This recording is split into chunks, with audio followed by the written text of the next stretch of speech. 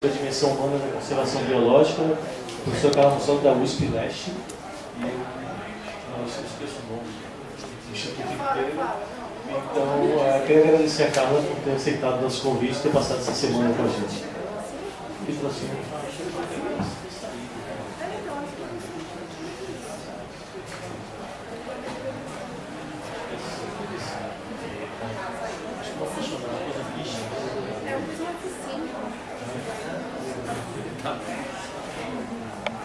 Bem, boa tarde. Como o Xavier falou, meu nome é Carla Marcelo, eu sou professora na USP de São Paulo. Queria agradecer muito o convite. E o que ele estava falando é que, na verdade, o USP Leste não existe, é um nome de fantasia, não existe em lugar nenhum, o nome é Escola de Artes, Ciências e Humanidades e seus filhos. É um nome muito grande por conta disso. A palestra que eu vou apresentar, o título é Dimensão Humana da Conservação Biológica, componente crucial, mas será que ela é negligenciada? Eu sou bióloga de formação, como vários dos pesquisadores aqui, mas na verdade eu fui para uma área bastante diferente da área. O pessoal diz que é ciências sociais, eu acho que não é isso, eu não sou nem uma coisa nem outra, certo?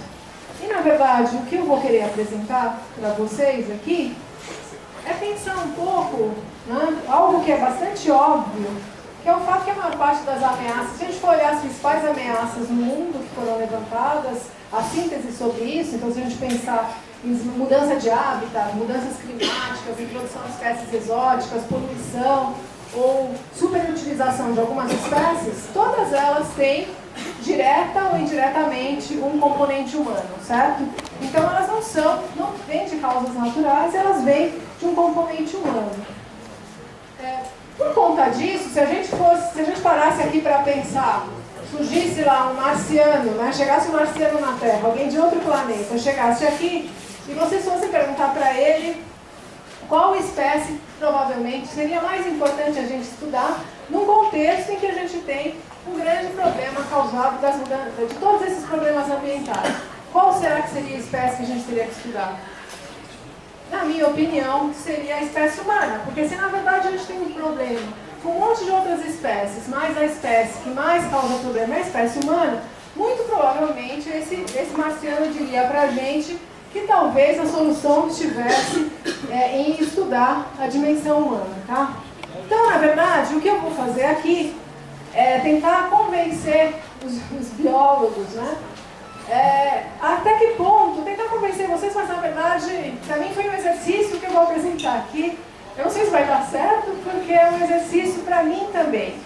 Quando me convidaram, falaram um pouco do tema, eu não ia falar de um trabalho meu específico, eu não vou falar de nada dos meus projetos.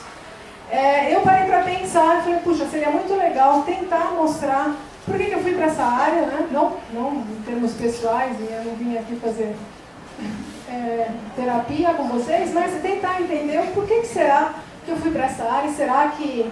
Tentar convencer vocês, talvez convencer a mim, que isso pode ser um caminho que pode ajudar, certo? Então, que pode ser importante. Não, obviamente, não estou falando de substituir os trabalhos biológicos, muito pelo contrário, mas tentar integrar cada vez mais esses estudos que englobam a dimensão humana, certo? Eu tentei fazer isso a partir de uma série de exemplos, porque não consegui pensar em uma forma melhor. Então, eu vou falar de exemplos que vão tratar, na sua estrutura, de três níveis diferentes, ou seja, de três características diferentes. Uma é na etapa do processo de conservação. Eu vou explicar um pouquinho depois que são cada uma delas, certo? Depois, o nível da escala, na verdade. Se a gente está falando de indivíduos, de sociedades ou paisagens, certo? E no final, se a gente está tratando de fatores humanos que são objetivos ou são subjetivos, certo? Se eu pensar nessa primeira parte, nas etapas, eu estou falando nos passos da conservação biológica. Então, os exemplos que eu vou apresentar não é um exemplo de cada uma das coisas, mas os exemplos englobam essas três dimensões. Eu tentei pegar, não dava para colocar a matriz inteira de exemplos, mas exemplos que conseguissem tratar um pouco de cada escala, certo? Então, quando eu estou falando nos passos, os passos são nas ameaças em si, ou nos impactos que a atividade humana está causando, então, estudar essa relação. O planejamento das ações de conservação, então, a hora que a gente vai planejar, por exemplo, a seleção de uma espécie, até que ponto essa dimensão humana acaba influenciando isso, certo? O terceiro seria a implementação das ações. Então, estratégias de conservação que a gente adota, de um jeito ou de outro, também podem ser influenciados pela dimensão humana, certo? O quarto é na hora de monitorar as nossas ações. Existem muitas vezes projetos de monitoramento, são feitos pelo homem, portanto, já tem uma dimensão humana aí influindo. E, por fim, na restauração ou reintrodução de espécies, também tem componentes da dimensão humana. Tá? Em termos de escala, os exemplos vão tratar da escala do indivíduo, muito importante na hora das percepções, de perceber do que você acha bom ou ruim, como você percebe isso, certo? Na escala familiar, acaba sendo muito importante em questões econômicas, principalmente quando a gente trata com comunidades de pequena escala ou quando a gente está tratando com fatores econômicos, renda, riqueza, que são, na verdade, compartilhados no nível da família, no nível da unidade doméstica, do domicílio, certo? Fatores sociais, que têm importância tanto para fatores econômicos, algumas vezes diferentes formas de distribuição de renda, por exemplo, podem ter impactos diferentes no nível de uso de recursos, certo? Mas também em termos de percepção social também, que pode sempre influenciar a forma que a gente usa ou não usa recursos. E por fim, o que eu chamei de paisagem aí, que eu espero não apanhar a Renata e outros ecólogos de paisagem, porque na verdade é um nome que eu coloquei porque eu não achei um nome melhor mesmo. E é, na verdade, para pensar nessa escala espacial, como a gente passa isso de uma questão individual, de indivíduos, para uma escala espacial mesmo, certo? Então, o que eu estou chamando de paisagem é uma escala espacial. E por fim, eu vou voltar a isso daqui, na verdade, esse framework que é usado em algumas áreas, mas na verdade para tratar que a gente tem na dimensão humana, a gente tem tantos fatores objetivos, que em geral, quando a gente está trabalhando com outras espécies, a gente está sempre tentando lidar com fatores objetivos. Mas quando a gente lida com a nossa própria, a gente tem também fatores subjetivos, certo? Quando eu falo de fatores objetivos, eu estou falando de, podem ser variáveis demográficas, aumento de dimensão populacional, humano, certo? Sempre humano. Mas eu estou falando também de capital humano, ou seja, variáveis como escolaridade, né, conhecimento, variáveis econômicas, nível de renda, riqueza ou distribuição disso, personalidade, pode influenciar nas percepções, e outras variáveis um monte, certo? Então tudo que está em branco seria objetivo. Mas tem também os fatores subjetivos, então a possibilidade, o que a gente faz, o comportamento aqui, né? Ele não é igual à intenção do comportamento, mas ele está muito correlacionado, certo? Então, na verdade, e essa intenção do comportamento, ela está associada a diferentes fatores. Está associado a como a gente enxerga, que é chamado de atitude. Então, se eu enxergo que aquele comportamento é bom ou ruim, se eu acho que matar uma onça é bom ou ruim, por exemplo, certo? As normas subjetivas, a forma que eu percebo esse comportamento. Então, se eu percebo que existe uma certa regra na minha sociedade, de que é proibido estrangular um papagaio, certo? A forma que eu percebo, porque a norma da sociedade é uma coisa, eu posso perceber diferente, certo? E o controle comportamental percebido, que é o nome teórico que o pessoal chama, mas é até que ponto a ação que eu quero fazer, ela é difícil ou fácil, certo? A grau de dificuldade que eu tenho por um monte de questões, tá? Não só pragmáticas, também econômicas, por exemplo, para fazer ou não uma atividade. Tá? Eu vou começar falando um pouquinho dos exemplos, né? Agora eu já vou entrar nos exemplos.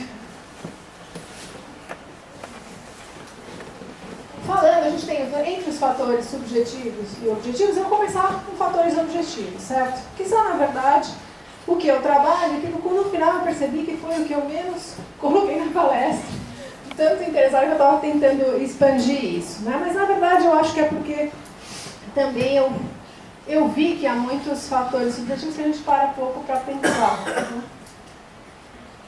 Em fatores objetivos, o exemplo que eu vou tentar mostrar para vocês, que é a área que eu trabalho, é como fatores econômicos podem influenciar, certo? a atividade humana, certo? E como que isso pode refletir de forma tanto direta como indireta no uso de recursos naturais. Isso é óbvio, obviamente é uma obviedade, né, que eu estou falando, mas tentar mostrar para vocês que entender um pouco melhor esses fatores pode ajudar a gente a entender um pouco melhor onde e o que a gente conserva ou não, certo? Enquanto a gente tem a principal estratégia de conservação adotada é a área protegida, na verdade a gente tem desde os anos 80 cada vez mais esse uso desses incentivos econômicos, certo? Ou restrições econômicas. Eu vou falar da parte de incentivos, que é o que mais a gente usa hoje em dia, né?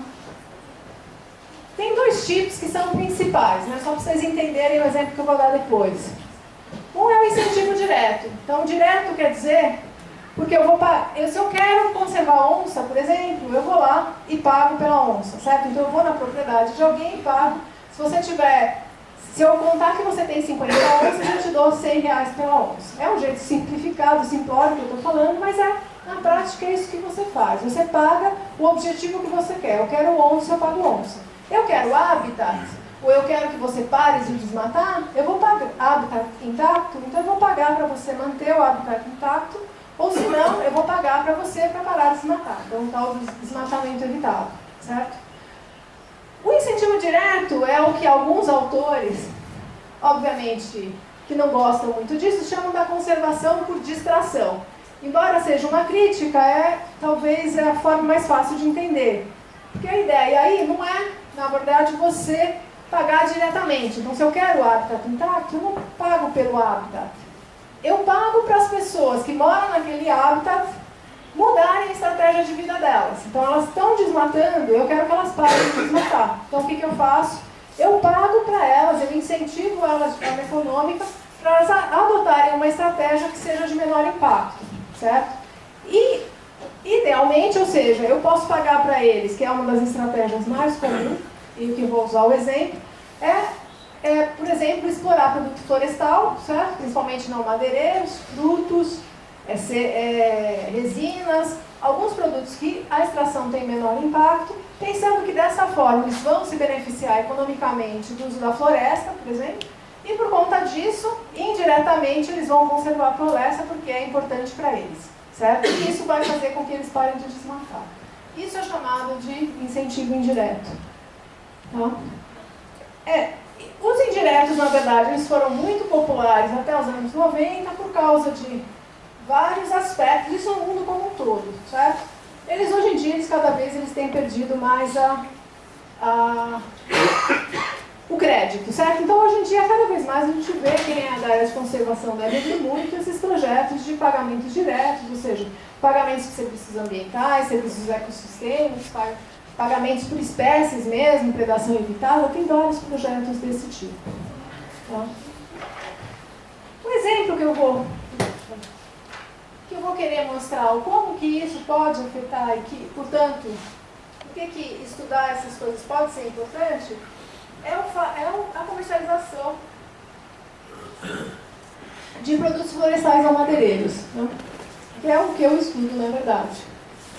Essa comercialização, como eu falei antes, é um mecanismo indireto que é feito muitas vezes para tentar melhorar, ou seja, tentar ter como subproduto ali a conservação da floresta, né? Mas, ou seja, a ideia eu quero conservar, mas aí eu quero conservar, eu vou explorar o produto, certo? Obviamente isso tem impacto direto, né, no produto que você vai extrair. Isso na verdade, a parte que os biólogos sempre estudam há muito tempo e continuam estudando. Então, você tem impactos na regeneração, você tem impactos dependendo do produto que você extrai, você tem impactos, na verdade, na própria planta e depois os efeitos populacionais. Se você arranca a folha, por exemplo, isso daí pode aumentar a mortalidade de um determinado indivíduo, e se você fizer isso muitas vezes, isso pode aumentar a mortalidade. Ou seja, esses efeitos biológicos, eles são estudados há muito tempo, né? Embora não sejam, a gente não saiba muito sobre isso, mesmo no caso do Brasil, né? Mas a gente sabe que isso varia muito dependendo da espécie, das características da espécie. Então, o que você coleta, se você coleta folha, se você coleta fruto, ou se você coleta uma resina, os impactos são diferentes. A forma de vida da planta também, se é uma herbácea ou se é uma arbórea, também varia, certo? Mas tem fatores de dimensões humanas que também afetam isso. Tem desde fatores de manejo, né? Que a gente diria de manejo, são a quantidade que você extrai, certo? Tem a forma que você extrai. Então, muitas vezes, a coleta desses produtos, se você extrai dobrando a folha ou não dobrando a folha, o efeito é completamente diferente, tá? E tem estudos que mostram isso. Mas tem também efeitos mais diretamente humanos, que se a gente não parar para estudar o comportamento humano, a gente nunca vai saber. Então, a forma do humano se comportar como um forrajador, a forma como ele vai coletar os produtos e quais são os fatores que influenciam isso, pode determinar a dinâmica espacial de manutenção, certo? De populações de espécies de produtos florestais que continuem produtivas ou não, tá? Então, tem algumas dimensões que seriam, em termos espaciais, para a gestão desses produtos, que se você não parar para estudar alguma hora a dimensão humana, você nunca vai conseguir chegar em estratégias de manejo realmente que sirvam para alguma coisa, tá? Mas isso daí a gente ainda estuda pouco. Em termos espaciais, não, pouco, certo? Tem muito poucos trabalhos, vou dar até um exemplo depois que fala um pouco disso. Mas tem os efeitos indiretos, né? Então, esses projetos de conservação, essas estratégias de conservação baseadas em incentivos econômicos, eles estão sempre baseados em formar renda. Então, eu aumento a renda, certo? A ideia é qualquer, eu aumento a renda, você vai lá e diminui o desmatamento. Só que, na verdade, na hora que você aumenta a renda, você tem um monte de efeitos indiretos. Então, você pode ser que você aumente a renda e a pessoa deixe de desmatar, mas pode ser, você acha que funciona, que você mude o teu comportamento de caça, que você mude o teu comportamento de pesca, que mude o próprio comportamento de coleta, não da espécie que você está coletando, mas as outras espécies que tem na imediação. Porque já que você está coletando castanha, quando você vai coletar castanha, você coleta outras coisas juntos para o teu próprio consumo, certo? Então tem muito efeito que é direto da espécie, mas tem efeitos indiretos também. E algumas vezes esses efeitos podem ser até maiores do que os efeitos diretos, e a gente não olha nunca para eles, porque isso vem do entendimento do comportamento humano, tá? Para deixar um pouco mais pragmático, o exemplo aqui, na verdade ele está falando de um projeto, né? Do projeto não, esse sim é um trabalho meu, mas de estratégias que estão baseadas na comercialização de produtos florestais, as estratégias ideais, né? Então, depois de muito tempo em que a gente fez isso, aqui na Bahia, não sei se tem projeto do gênero, mas na Amazônia é muito comum, a ideia de que você tem que transformar, então você pega a castanha, em vez de vender castanha, você vende óleo de castanha, vende farinha de castanha, biscoito de castanha, certo? Porque isso agrega agrega valor, e por conta disso, se você ganha mais, o teu incentivo para adotar aquela atividade seria maior, tá? Isso tem implicações em termos de desenvolvimento, né, ou em termos de renda, mas tem implicações também de conservação, certo?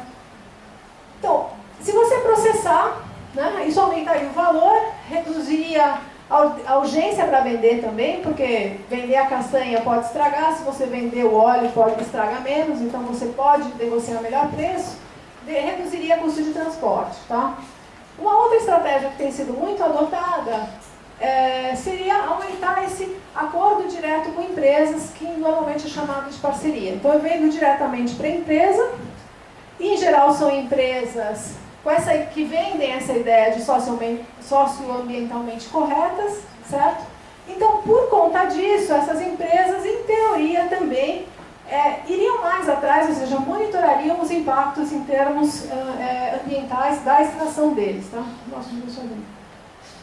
Se você tem isso daí, você tanto vai melhorar os indicadores de desenvolvimento, né, local, mas também teria uma melhoria nos indicadores de conservação, certo? Esse projeto que eu fiz tem uma parte muito maior do que da parte de conservação, que é a parte de formação de renda, Mas a ideia aí era tentar entender, a partir de 7 projetos na Amazônia, né, de 7 comunidades, desculpa, diferentes, de grupos indígenas diferentes da Amazônia, mas brasileira e boliviana, tentando entender se você tinha, comparando com projetos que praticamente você não tem, que você não tem processamento, que você não tem essa parceria, se na verdade isso daí estaria melhorando os indicadores de desenvolvimento e conservação, certo? Só que a partir, tentando ver não os indicadores diretos, ou seja, não os efeitos sobre os vários produtos que eram coletados, né, que eram incomparáveis, mas na verdade vendo se essa estratégia, como estratégia humana, tinha como efeito diminuir a tal da área desmatada, que é por isso que os projetos foram implementados, certo?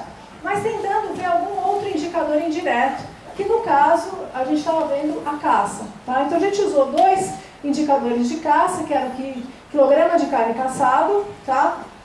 E o esforço de caça, e o que acontecia com isso, tá? Aqui são os resultados em termos estatísticos, eu vou apresentar só a interpretação deles, né? Mas o que os resultados aí mostram, na verdade, é que esses projetos de processamento só, certo? Você coleta a castanha e só processa, né? Não tem uma parceria. Eles, na verdade, aqui eu só estou apresentando os de conservação, eles não têm efeito absolutamente nenhum em cima da área desmatada, né? Então eles não têm esse efeito indireto que a gente gostaria que tivesse. E pior que isso, o negativo ali é ruim, certo? E o verdinho é positivo.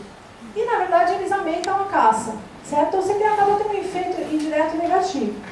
Embora eu esteja falando aqui só dos efeitos de conservação, os efeitos de desenvolvimento eram piores ainda, tá? Ou seja, esses projetos de processamento, pelo menos a partir, não é uma amostra gigantesca, mas eles mostravam que era meio um cavalo de Troia para as comunidades, porque não melhorava em nada a qualidade de vida, e pior do que isso, tinha também efeitos colaterais negativos em termos de conservação. Os projetos que não tem processamento, mas tem parceria, eles são bons em termos de reduzir o desmatamento. Eles levam realmente a uma redução do tamanho médio da área desmatada, tá? Mas eles aumentam muito a caça, nos 2 casos. Por vários motivos, tá? Eu vou dar o mais simples dele, mas você tem mais renda, você compra mais arma, você tem mais dinheiro para bala, você vai mais para a cidade, tem vários fatores, certo? Mas eles acabam aumentando isso. Tem fatores indiretos. Você vai, na verdade, mais para a floresta coletar produto florestal, então você caça mais também por causa disso. Os com processamento e com parceria ali tinham os melhores resultados nos 2 casos. Tá? Então, nos 2 casos, no sentido, eles aumentam a caça, mas não é tanto assim, e eles acabam, porque você substitui por outros produtos, você tem renda suficiente para substituir em parte, tá? E eles diminuem bastante o desmatamento médio. Isso é só um exemplo, né? Me parece um pouco fora da realidade aqui da Bahia, mas o que eu estava querendo mostrar é que a avaliação desse comportamento humano, a partir da dimensão econômica, te dá a ideia, na verdade, do que pode acontecer, né? E prevê em projetos de conservação o que poderia ocorrer com as suas estratégias. Tá? Tem algo aqui ainda mais complicado, continuando no exemplo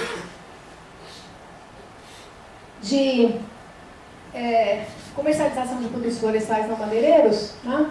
Mas aí se restringindo a um exemplo na Amazônia também, mas numa reserva extrativista, em que a gente fez uma comparação entre a esquerda, uma comunidade que não tinha mercado de produtos florestais não madeireiros, tá? Não é Pupuaí, e uma outra comunidade na mesma reserva, no Médio do Luar, que tinha comercialização de produto florestal não madeireiro, tá?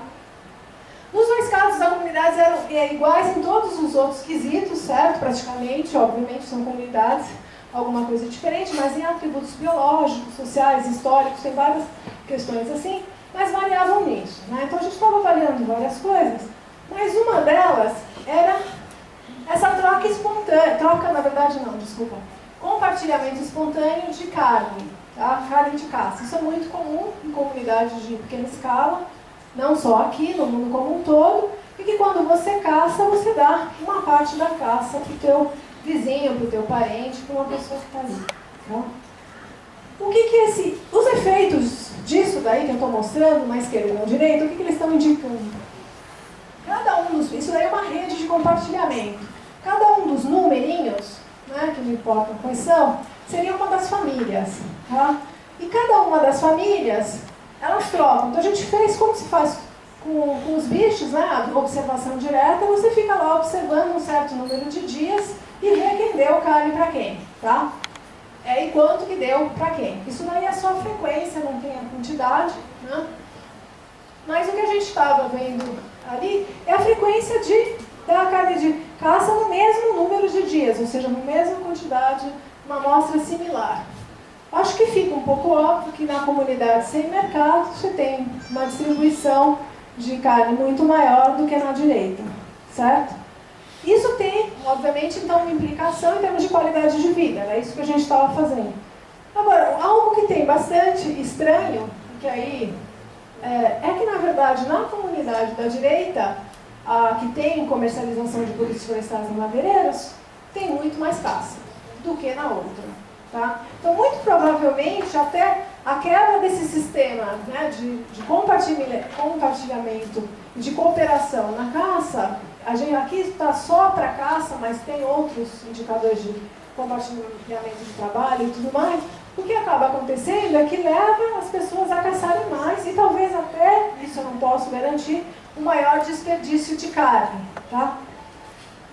Esse é o efeito, ou seja, tem efeitos não apenas diretos, que são aqueles que a gente tem estudado há muito tempo. Eu gosto, faz muito tempo que eu me preocupo com esses indiretos, por sorte alguém concordou comigo e me deram uma grana para estudar isso, certo? Porque eu acho que, na verdade, algumas vezes esses efeitos podem ser maiores, tá? Esses são alguns exemplos de objetivos, certo? Mas tem também essa dimensão subjetiva humana que acaba influenciando muito. Mas eu não sei usar essas coisas. Como é que é? Não, gente, vocês vão ficar todo mundo tonto, porque uma vez que eu peguei a fazer aqui, daqui a pouco eu estava apontando para o outro, não dá certo. Não tem muito o que apontar, é a esquerda, a direita, não é para quem tiver problema eu falo, dali, daqui eu tenho uma amiga que é assim, dali eu sei que é esquerda e daqui é direita. Mas eu tenho uma amiga e pelo jeito é comum. Né? Ou seja, eu estou falando de percepção, né?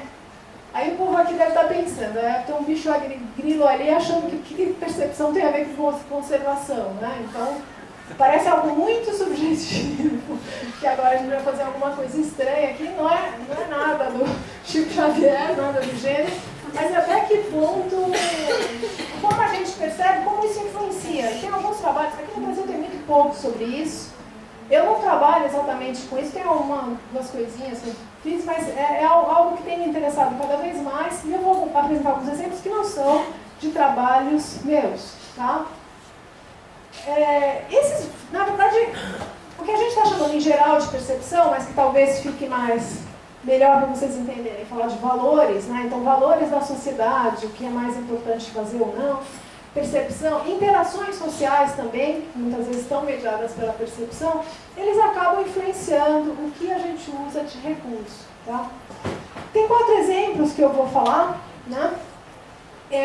Pensando em tipo e nível de impacto diferente, então vou pensar no exemplo da onça, no exemplo da caça, numa comunidade, depois em estratégias de conservação, como animais carismáticos, na verdade influenciam muito as nossas estratégias de conservação, e sucesso de restauração também, tá? Então como é que isso daí pode influenciar os projetos de restauração? Esse primeiro exemplo aqui é de um brasileiro que publicou faz pouco tempo um artigo, Silvio Marchini, que eu adorei o artigo, achei extremamente inteligente, tem uma preocupação muito grande de conservação em várias zonas, no Pantanal e na Amazônia, mas ele fez um estudo para tentar entender por que a gente mata onça. Então, onça a gente não mata muito porque para comer carne, tá? A gente aqui ninguém, eu acho que matou uma onça, espero que não. Mas, na Amazônia e no Pantanal, o pessoal mata muita onça onça, mas mesmo entre comunidade indígena, que a gente poderia pensar que está matando para comer, não, animal não é, onça não é, nenhum, na verdade, dos felinos faz parte das preferências alimentares, o pessoal até pode caçar e comer, mas não é preferência alimentar. O pessoal, em geral, mata por causa de, mesmo em comunidades que se alimentam de caça, por causa de conflito, tá?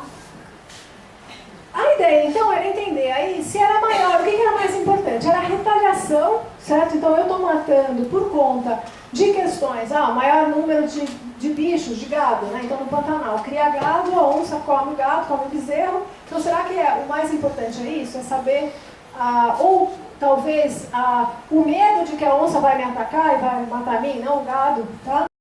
Ou se, na verdade, existe um componente subjetivo também de percepção social do que é correto ou incorreto fazer. Tá? Ele usou aquele modelo que eu falei antes, não vou entrar em muitos detalhes, porque isso interessa para quem é da área, certo? Que é um modelo da área de psicologia, né? E que tenta estruturar o porquê que a gente tem um determinado comportamento. Como eu falei antes, a gente tem um determinado comportamento, sempre está muito associado com a intenção. Vários dos comportamentos, principalmente esses comportamentos ilegais, né, a gente não consegue medir exatamente o comportamento. Se eu chegar e falar para você quantas vezes você traiu a sua esposa, em geral a pessoa não vai falar exatamente quantas vezes foi. Então, por conta disso, o pessoal da área de psicologia não é correto. Você vai dar a resposta politicamente correta, certo?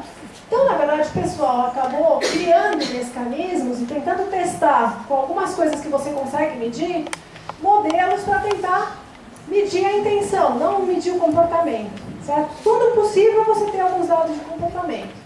Isso é influenciado por aqueles 3 fatores que eu falei antes. A atitude, que é como você vê, se isso é bom ou é ruim, é norma subjetiva, o que os outros acham disso, certo? E como que eu percebo isso.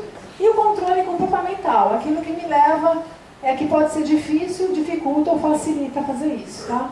E tudo isso, na verdade, é influenciado por crenças em relação a isso. Quando eu falo crenças, não é algo formal, necessariamente, pode ser aumentar a crença numa determinada coisa, mas pode por causa de algo, de uma lei, mas pode ser também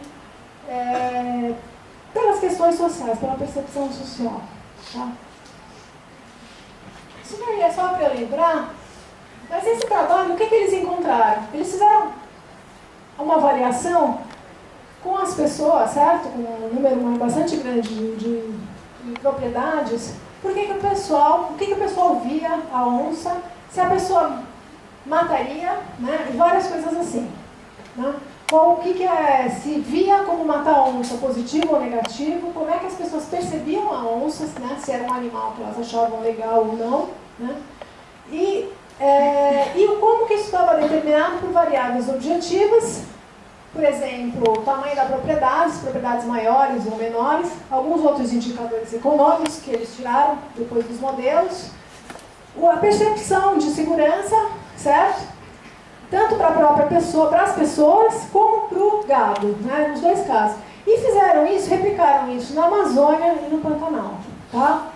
E aí, a percepção subjetiva mesmo. Então, como é que as pessoas viam o fato do ato de matar onça, se era muito positivo ou negativo. Né? O que é interessante nesse trabalho realmente foi a comparação entre os dois locais, e que eles perceberam que não só isso influencia muito, né? Mas o fato que, dependendo do lugar, isso pode variar. Né? Isso era uma percepção pelo menos, de um dos autores, de que poderia ser muito diferente no caso da Amazônia como no caso do Pantanal. Não sei se alguém aqui já morou no Pantanal, tem o Almir ali, mas no Pantanal, caça-onça é coisa de macho mesmo. E na verdade, por mais, a prova científica está aqui. Ou seja, o pessoal lá, não, na verdade é isso, eles passam o tempo todo lá, não é, mesmo com os projetos de conservação e tudo mais, você vê que aquilo faz muito parte da identidade do pantaneiro. Né? A identidade do pantaneiro é que matar onça é alguma coisa de gente poderosa, de quem tem coragem, certo? Então, onde eu morei, o cara que era o antigo matador de onças era a liderança local, era o chefe local, era o Bugre Velho era o apelido dele, mas ele era a grande liderança local, certo? E eles, na verdade, o que nesses modelos o que mostram, né, tem uma série, não vou falar em tantos detalhes, mas é uma série de equações aí, de regressões, e eles foram adicionando as variáveis, e o que a gente vê aqui na direita, né, aquele subjective norm e aqui group identity, é que, na verdade, a percepção das pessoas no Pantanal de que se o teu vizinho mata a onça, certo? Não necessariamente você, mas que o teu vizinho sim mata a onça, e que o teu vizinho acha que isso não é tão ruim, né, que é alguma coisa que você responde, e o fato de quanto você se identifica como um pantaneiro aumentavam muito a intenção do cara de matar onça. E eles, na verdade, isso não está aqui, mas eles mediram pelos casos passados que eles conseguiram identificar das onças que foram mortas de predação e viram que isso está muito associado sim, tá? Isso só para demonstrar, ou seja, o exemplo ele mostra o quê? Variável objetiva apenas também não adianta, certo? Tem muito do nosso comportamento que ele acaba sendo influenciado por esses fatores, que são de percepção, fatores subjetivos, tá? Esse outro exemplo, ele é algo similar, mas seria a percepção da gente de o que é mais gostoso comer ou não, certo? Poderia influenciar não só o que você faz, mas no último momento, ou seja, isso é um extremo, a distribuição de algumas espécies, tá? Então, esse caso aqui, ele não é uma prova muito forte, mas ele tem indícios fortes a partir de dados arqueológicos e dados geológicos, do porquê duas espécies de mamíferos elas podem ocorrer muito num determinado local da Amazônia e em outro não, tá? E a quantidade de bichos que a gente caça está determinada tanto por atributos biológicos, certo? Vulnerabilidade, abundância desses bichos, tamanho, como atributos humanos. Então, esforço de caça, tecnologia, preferências, né, alimentares, normas formais e informais. Então, na Amazônia você tem alguns tabus alimentares. Não come anta, não come X, não come Y, tá? Em teoria, então, talvez vocês pudessem influenciar a presença de algumas espécies, tá? Esse trabalho aí, na verdade, é um conjunto entre antropólogos, gente de modelagem e gente da área de conservação. O primeiro autor é um antropólogo. Eles fizeram um trabalho no Peru, certo? E era para tentar modelar até que distância de uma determinada aldeia, dois bichos que são extremamente sensíveis ali, o macaco-aranha e a anta, até que distância da aldeia, né, esses bichos que estão extremamente sensíveis por causa das baixas taxas reprodutivas e do tamanho corpóreo, se eles seriam extintos nas imediações, até que distância de aldeias de tamanhos muito pequenininho, menor, médio, maior, tá? E o que influenciaria mais isso? Então, o modelo deles era para tentar entender o que influenciaria mais, o tamanho populacional, a técnica de caça, né, se caça com arma ou se caça com arco e flecha, gordura, esse tipo de coisa, ou o quê, tá? E eles usaram como modelo três espécies ali, nessas duas. E aí eles chegaram à conclusão que, na verdade, mesmo quando os dois fatores mais importantes, um é a tecnologia, que a gente sabe, né? Isso acaba com esses animais em distâncias grandes em muito pouco tempo, mas tamanho populacional também, certo? Só que aí, por causa de vários dados, tem alguns dados arqueológicos que mostram várias populações maiores na área do Xingu, certo? Do que a gente tem hoje, muito maiores, densidades populacionais maiores. E tem uma grande dúvida do porquê no Xingu, e vocês já devem ter ouvido falar no Parque Indígena do Xingu, talvez, e lá você tem vários grupos indígenas de etnias muito diferentes, certo? Mas que por uma grande coincidência compartilham tabus muito similares, tabus alimentares muito similares. Eles falam língua diferente, tudo, tecnologia diferente, se separaram, né, em termos linguísticos e culturais muito antigamente, ou seja, são muito mais diferentes do que a gente e o indonésio, tá? Mas mesmo assim tem algo muito similar, tá? Que é tabu esses dois bichos. Então, isso é para todo mundo. Só que isso aí não acontece em outras regiões da Amazônia. Então faz muito tempo que o pessoal quer tentar entender o porquê que existe esse tabu, o que levou até esse tabu. Tá? No caso aqui, e principalmente, se é esse tabu a causa do fato que você tem esses dois bichos, enquanto que em outras regiões da Amazônia são muito raros e perto das aldeias eles nunca existem, por que lá tem tanto? Tá? Se é por causa desses tabus. Eles não provaram um tabu, mas por causa de várias inferências, o que eles chegam à conclusão, na verdade, pela distribuição dos bichos, e eles devem continuar o trabalho, que muito provavelmente esse tabu existe por causa da extirpação local daquela região desses bichos, acabou nascendo um tabu, certo? Hoje em dia o pessoal não come mesmo, come muito pouco esses bichos, e o que acabou acontecendo é que naquela região você tem muito, mesmo em todos os modelos que eles fizeram, mostrando que com aquelas densidades populacionais esse bicho não continuaria, tá?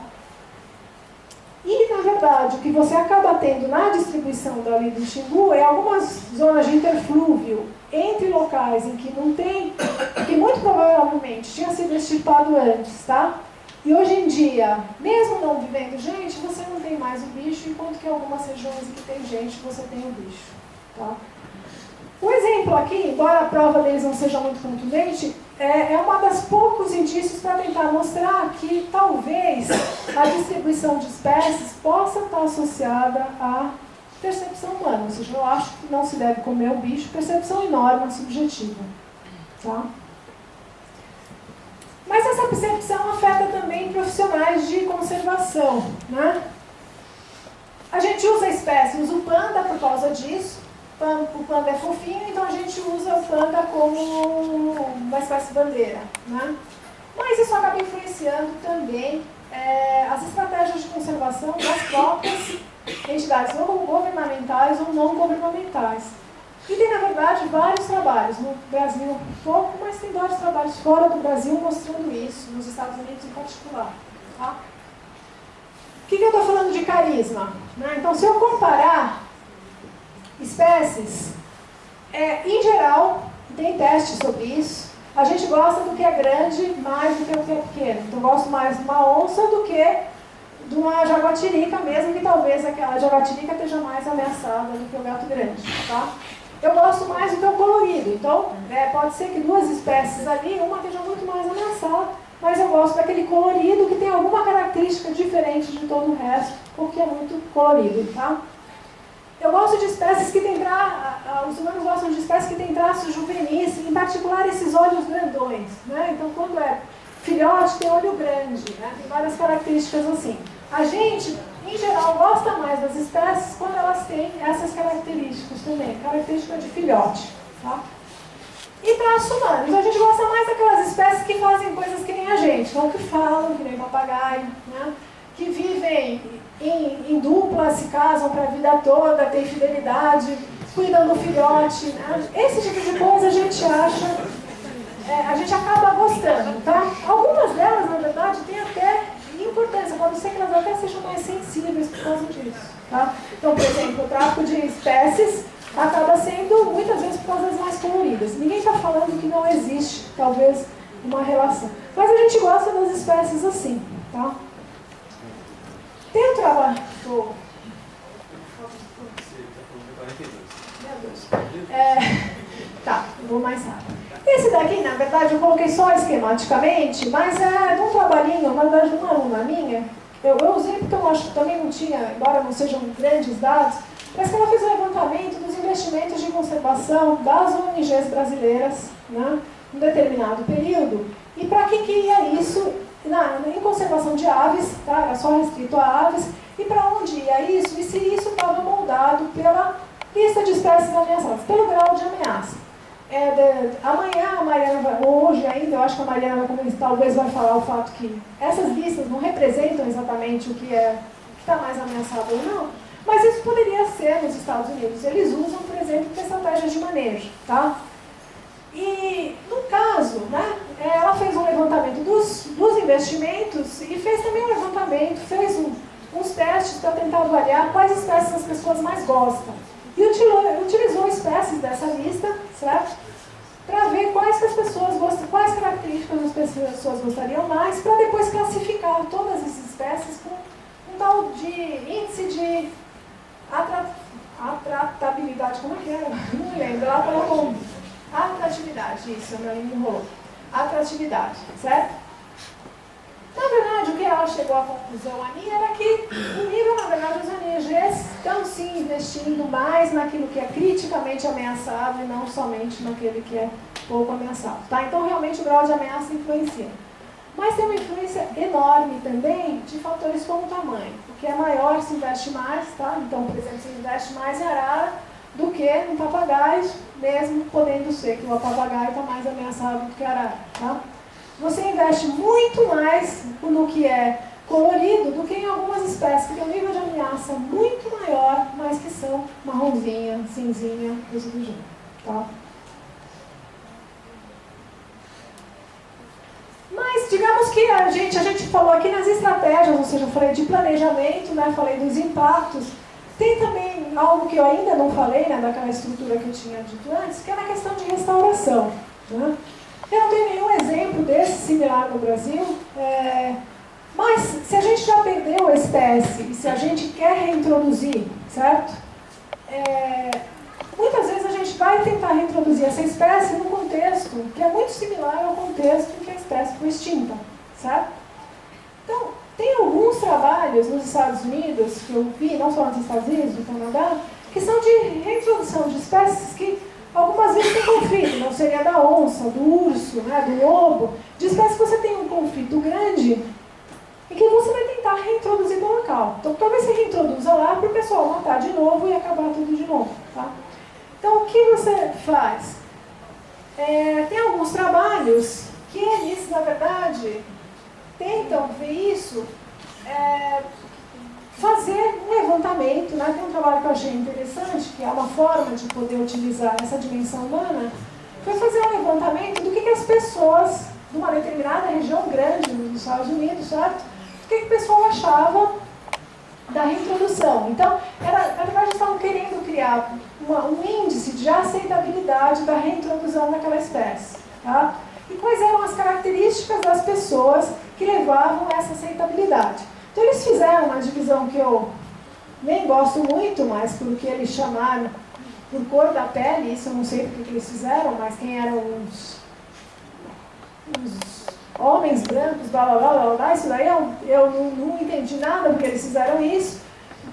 Talvez porque isso indicasse mais um fator econômico que estava aqui atrás, que ajudaria eles a depois fazerem a modelagem. Mas eles tentaram, a partir de uma amostra de questionários enviados pelo correio para muita gente numa determinada região dos Estados Unidos, chegar a dados que depois, a partir do censo daquela região, eles plotaram, né, a probabilidade de que, ou seja, o índice de aceitabilidade em termos espaciais, tá? Então, no final, eles chegaram num mapeamento ali que tem a porcentagem de apoio de 0 a 29%, onde está vermelho, 30 a 39%, onde está rosinha, amarelo, 1%, tá?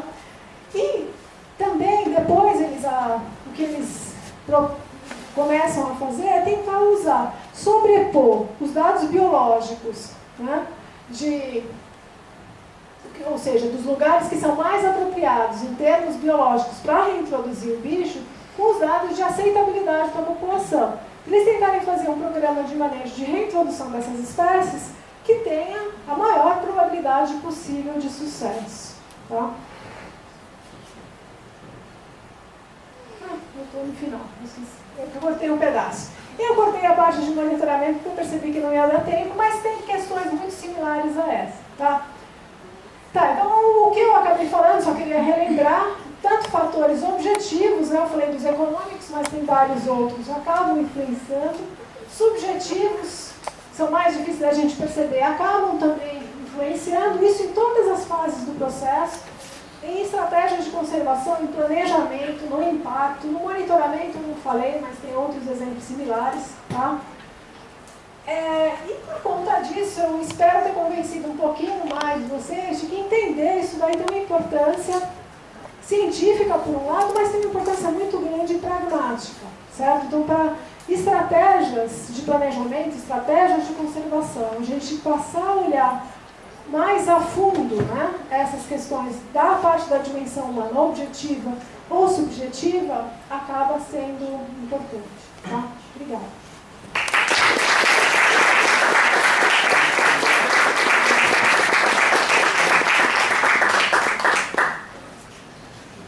Temos 11 minutos para questões.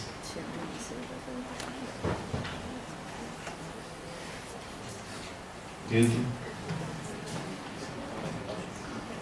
Tomara que não pinte. Obrigado pela palestra. Grande parte do que você falou tem muito pouco contato assim, com a literatura e mesmo com a prática. É uma coisa que interessa bastante.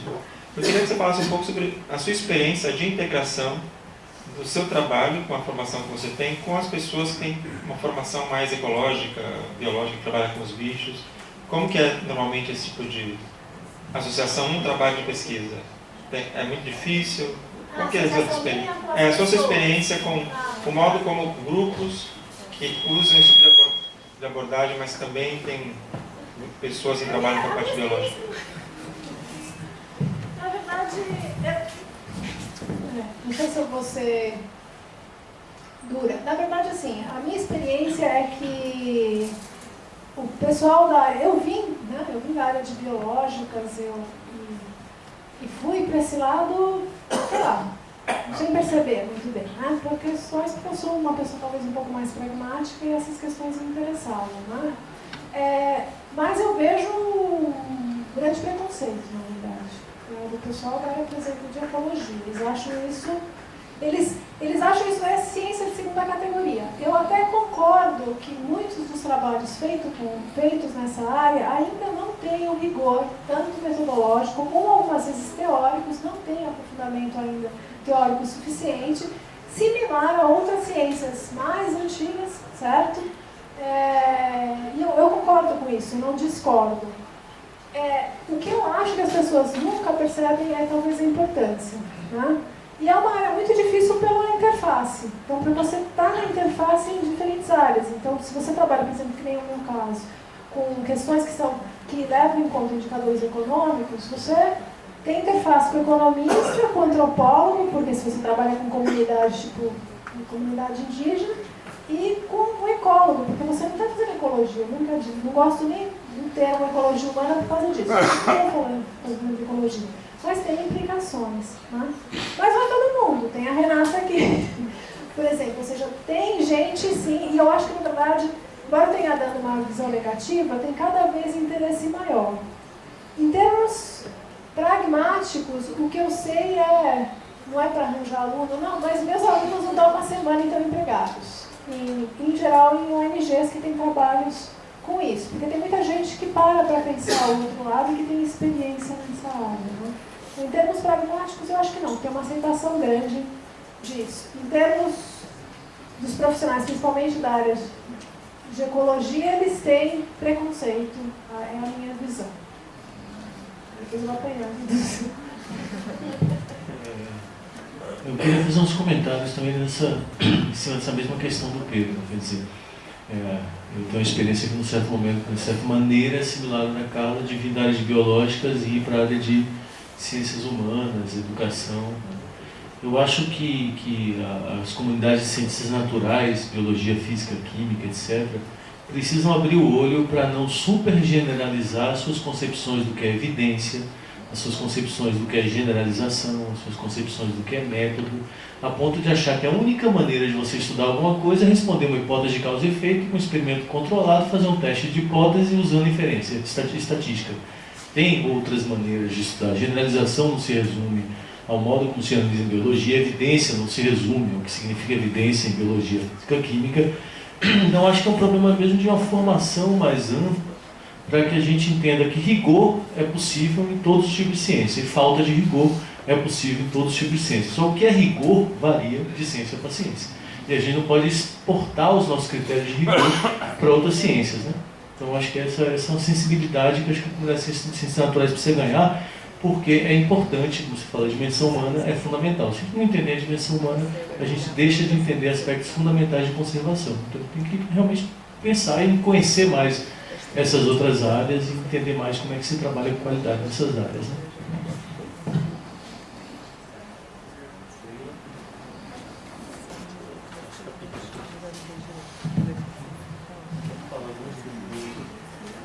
Oi, Carla. Obrigada pela sua palestra. Realmente, a gente que é da área de biológica, a gente tem pouco contato, né? Algumas pessoas vão para a área de etnobiologia, né? E aí essas pessoas acabam tendo maior convivência com essa outra interface, essa outra literatura. Mas aí eu queria saber a respeito dos projetos que você falou, né, de criação de mercados de produtos não madeireiros, né, produtos florestais não madeireiros. Você falou de algumas consequências não desejadas, né, dos produtos. Agora, essas consequências me pareceram que são assim simultâneas, né, à questão da criação dos mercados. Eu queria saber se você tem exemplos de iniciativas que foram bem-sucedidas na criação desses instrumentos econômicos que realmente levaram à diminuição da exploração da floresta, né, do impacto da floresta, mas que se você retira o financiamento, se você retira o incentivo econômico, se as comunidades retornam ao estágio inicial, né, anterior à iniciativa, anterior ao incentivo. Eu não sei se eu entendi. Então você está falando de uma mesma comunidade lá que eu trabalho. Então você começou a introduzir a comercialização, você tem feito a comercialização, de uma hora para outra você para de fazer isso, certo? E se elas voltam ao estado anterior, seria isso? Exemplos científicos de dados para demonstrar isso eu não conheço, né? Não conheço, mas assim, talvez existam, eu nunca procurei muito. Porque existe sim, se a gente pensar em comunidades da Amazônia, tem vários grupos um dos grupos que eu trabalhei, os Kayapós, mas que eu fiquei mais tempo com eles passaram muito tempo na época da exploração de ouro dentro do território indígena e a exploração do mogno, antes do mogno acabar, porque não tem mais mogno praticamente naquela região, eles tiveram um modelo de vida muito diferente, porque eles ganharam muito dinheiro, né? Então entrou muito, mas muito dinheiro mesmo. Eles alugavam avião de Coca-Cola, são umas coisas assim, pegavam um avião para levar Coca-Cola para a aldeia. E eles, depois que acabou esse dinheiro, hoje em dia é como era antes, em uma larga medida, né? Então sim, teve uma volta nesse caso em termos culturais. Eu não sei se tudo funcionaria assim, né? Então, por exemplo, uma coisa que eu comecei a me interessar aqui, esse compartilhamento de caça, isso é algo que muito provavelmente demora um tempo para evoluir, certo? Essa forma de ceder uma parte que você tem, e que eu não sei se na hora que você para, o pessoal volta a fazer isso de novo muito rapidamente, né? Porque na verdade é uma norma social, a gente vê assim como o pessoal está dando um para o outro, mas não é, tem toda uma interpretação do que ele disse em termos culturais, em algumas regiões, né, que é algo que mantém talvez aquilo. Não sei, estou sendo determinista, espero que não tenha propósito. Porque eu sou, apesar de tudo, eu sou bióloga, então minha cabeça funciona um pouco quadradinha mesmo.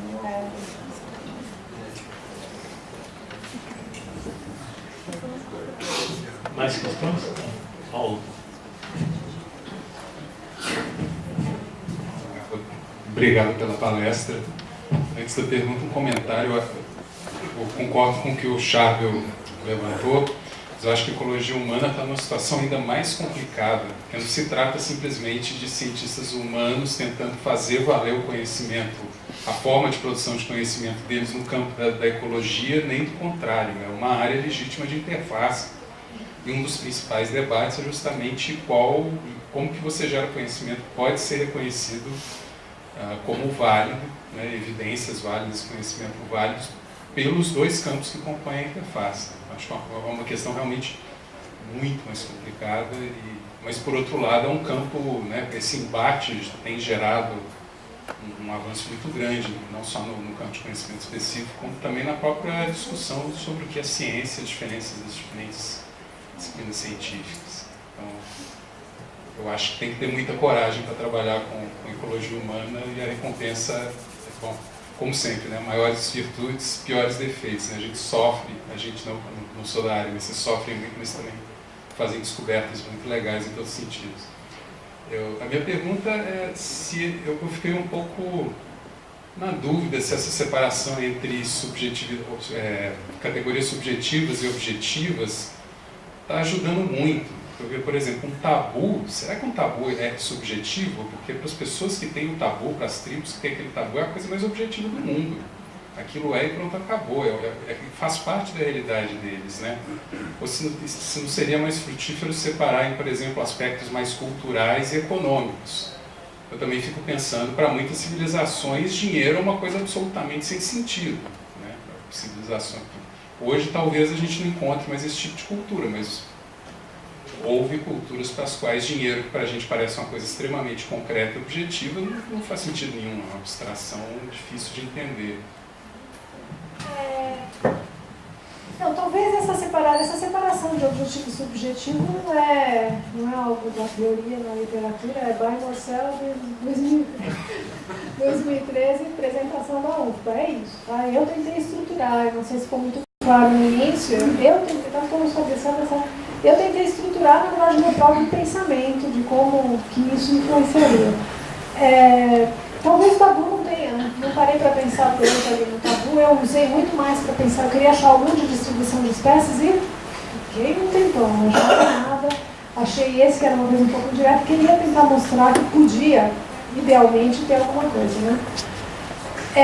Não sei também se o cultural e o econômico está correto, porque a visão de econômico, em geral, que o pessoal tem é econômico em termos monetários, mas economia não é exatamente isso, né? Economia, na verdade, a gente acaba, para tratar de maneira mais simples, você tem, em termos econômicos, também a parte do próprio uso. Isso não é monetário. Você pode até transformar em valores monetários, mas não é. E para alguns grupos, separar economia de cultura também não existe. Né? Então, o que eu quis mostrar para aqui é que tem essa dimensão que é um pouquinho mais subjetiva, que vai influenciar o objetivo, certo? Então, naquele caso ali, a tua intenção de fazer um comportamento, ele é influenciado de como você percebe aquilo, certo? Mas é como você percebe que o outro também. Então, pode ser que para ele seja totalmente objetivo. Você está falando que é totalmente objetivo, mas nunca é totalmente objetivo, porque a gente sabe, e na verdade os ecólogos, tipo o meu ex-orientador, né, que um dos meus ex-orientadores, que alguns sabem qual é, ele acha que isso é tudo besteira. Eu acho engraçado que ele está no artigo, nesse daqui, né? Ele acha que o tabu não serve para nada, e ele acha que ele prova, né? Eu acho que nunca ninguém conseguiu provar que não, porque provar que de vez em quando se burla a regra, todo mundo de vez em quando burla a regra, mas quanto será que você tem como é que chama? Os caroneiros, lá os cheaters, né? Se você tem numa população de 500 indivíduos na comunidade indígena, você só tem 2 que de vez em quando burlam a regra, será que isso não é capaz de realmente manter os níveis de exploração mais baixos? Não sei. Então eu acho que essa avaliação em termos de ter o subjetivo e objetivo, às vezes o limite eu não sei o que é. Eu acho que é uma formulação, na verdade, um framework para você parar para pensar que pode ter os dois. Talvez não seja o melhor mesmo.